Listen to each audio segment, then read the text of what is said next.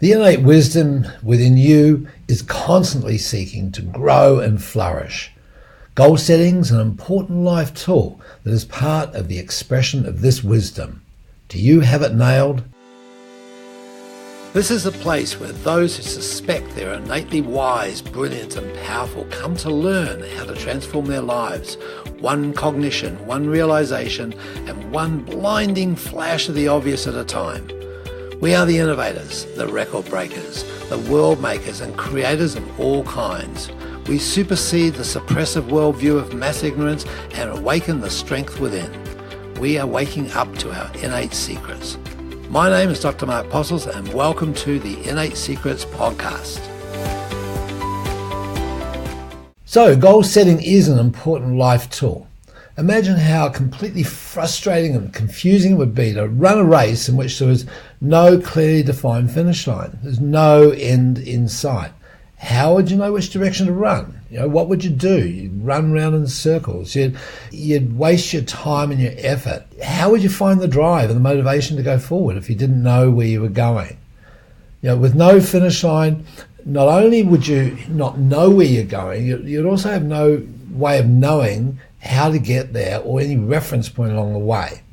So the same is true for any accomplishment, be it health, wealth, relationships. It's crucial to know exactly where you're going and to determine the course of action that's going to get you there.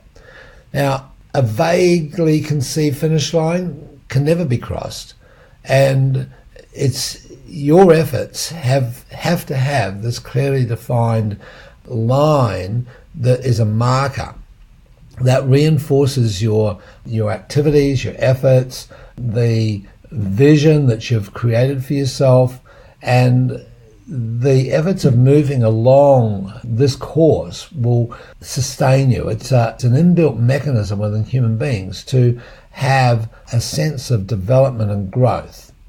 And the only way that you can win a race is by knowing where to run. Now, it's not just about winning. It's about the satisfaction of one's life's journey of a development, because we are this sort of like a heat-seeking missile in terms of our innate wisdom. It's there to proliferate and to grow, and to allow us to be the best version of ourselves, to flourish. So within that, then, an interesting observation on the importance of setting goals comes with a study which might be worth repeating here. That this was done back in 1953, and it was a graduating class at Yale University, and when they did the survey, they found that only 3% of the class had written down goals. So that was so fascinating in itself, and probably is not too dissimilar to the situation today. I'd say if you took a survey of a group of people that, in fact, these were reasonably highly educated people, that a fairly small percentage of them would have written goals. And I wonder whether you can classify yourself to be in that 3%. Well, what they did is they followed through with those people over 20 years. And 20 years later, the 3% were better adjusted emotionally, spiritually, and definitely economically. Now, the fact that those 3% were worth more than the whole 97% combined. This is in terms of wealth. So this is very telling. This is like there is an energy, a drive within a human being to create, to be a creator on this planet, and that within it, and I think is so fascinating, is the template for all of creation is within nature. And so we have the examples of every conceivable system that man has generated and developed within nature itself. So the templates are here, and we have this ability, we have this volition that rather than just an instinctive sort of reactive approach to life, we have in our frontal cortex, in our quadrant 1 and quadrant 4, we have this ability to conceive and perceive of possibilities. So I was looking through one of Tad James's books, it's The Secrets of Creating Your Future, and I thought it was really relevant to this discussion. He looked at it from the position of that a goal is your future. In other words, it hasn't happened, and you create it. So the finish line is something out there that we've created into the future and in terms of our life. Now, and the previous analogy with the running track, the finish line was something that has been set in physical reality, and we can see it, or we can, at least if it's a marathon or something, we can do the course beforehand, and we know exactly where it is, and all the grades and the inclines and all the corners and the twists and the turns in the track. And so we can appraise ourselves of that physical analogy. But when it comes to life, we don't always see what's ahead. It is a construct. We're looking ahead. And so, and this goes on the back of the previous discussions that we've had around vision and philosophy and so forth. So, and definitely outcome, because in an outcome we don't know what's, as I use the previous analogy, west, but somewhere out there, if we keep heading west, we're fulfilling our purpose, or we're fulfilling our vision, and we hold our purpose with us. And goals are along the way. So goals are interim steps. And so that's why they are something that's in a shorter term, something that can be seen, sensated, looked at, and brought fairly clearly into our reality, even though it's still out in front. So the thing that Tad said is that, look, firstly, take responsibility for where you are. So making sure that you know where your present state is. And this is really important, I think, because some people will say, oh, I want to make $1 million, and where are you right now?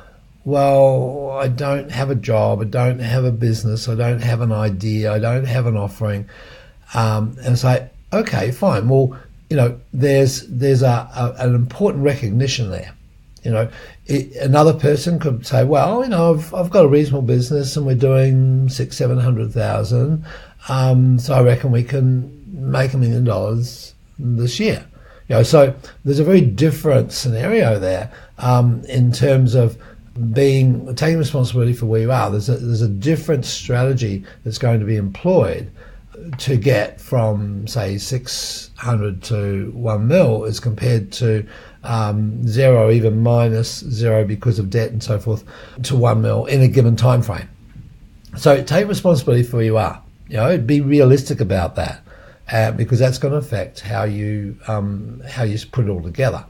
So then the point number 2 would be, well, clarify your values and decide what's important to you. So we've had some discussion on that in previous podcasts, but the important part is to know what you stand for. The $1 million is nothing. I mean, money is nothing. It's what it can do for you that really counts, and not necessarily do for you. When you start to get into larger amounts of money, and once you start to escalate up through the scale of self-actualization, then money is actually what you can do for others. Money is about what you can do for the planet, what you can do for humanity.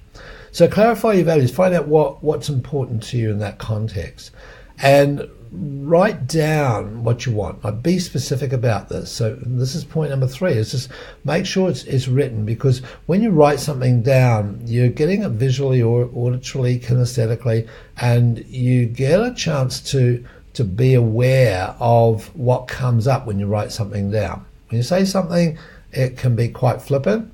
When you write it down, it's in front of you, it's like, whoa, and it's going to possibly bring up some things. So that brings up point number 4, is not clean up any past memories that are not consistent with what you want. In other words, there'll be things when you write down I want to make $1 million or generate $1 million, then there's going to be past memories that aren't consistent with what you want. There's going to be ideas and feelings that come up that like, oh, that's not me. Oh, I couldn't do that. Oh, and there'll be stories that you'll tell yourself too in this context. So be aware of those things that aren't consistent, that are not congruent with what your stated goal is. And then the fifth area is program your future by creating memories for your future timeline. And this is really critical. See, we have an ability to forecast and create. It's like any dream that you have, any vision, idea that you have, you're actually putting yourself out there into a place and time that hasn't existed yet. And you're creating a picture. You're creating an experience. You're creating a program. So make sure that future is a system of memories. It's a sequence of memories that haven't happened. The memories aren't from the past. They're from the future. So start to look at how you can visualize this and sit in the quiet and just put it out there. Some people, I prefer to do it through meditation, where there's a compelling future using your quadrant 1 and your quadrant 3 parts for this particularly. So the quadrant 1 loves to go out into the future and put oneself into a certain scenario.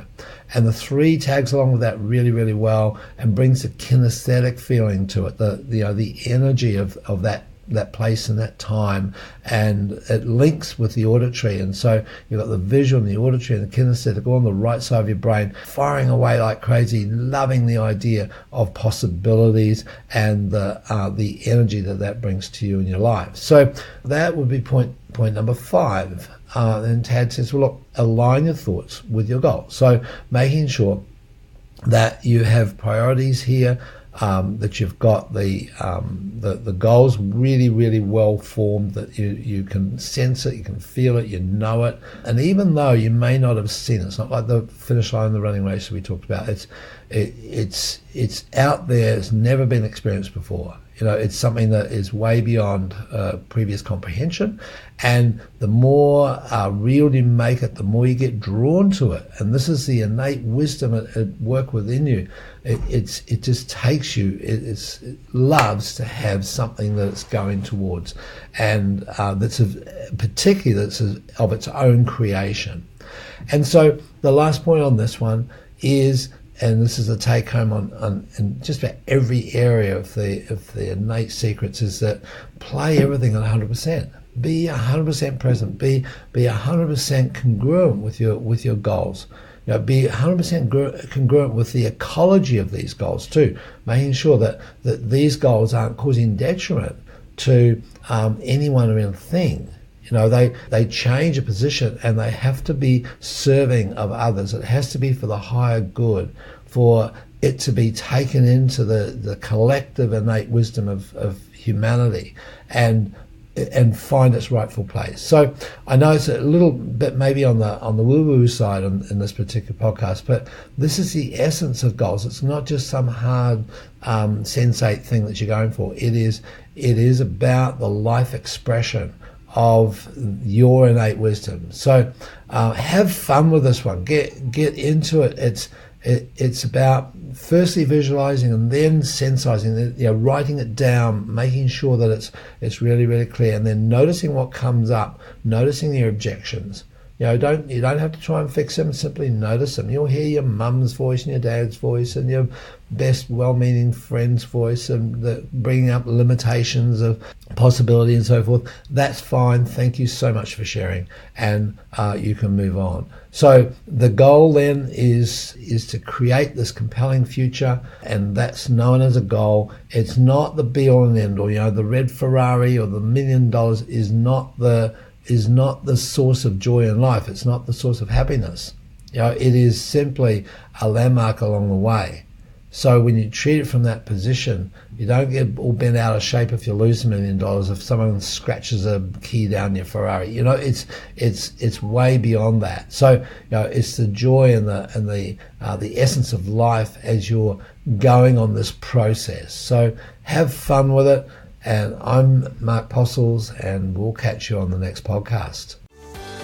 Let us show you how to fire your brain in ways that serve you so that you can be confident, connected, and bring joy and passion into what you do every day. Get a free copy of my book, The Innate Model. Go to theinnatemodel.com/free book.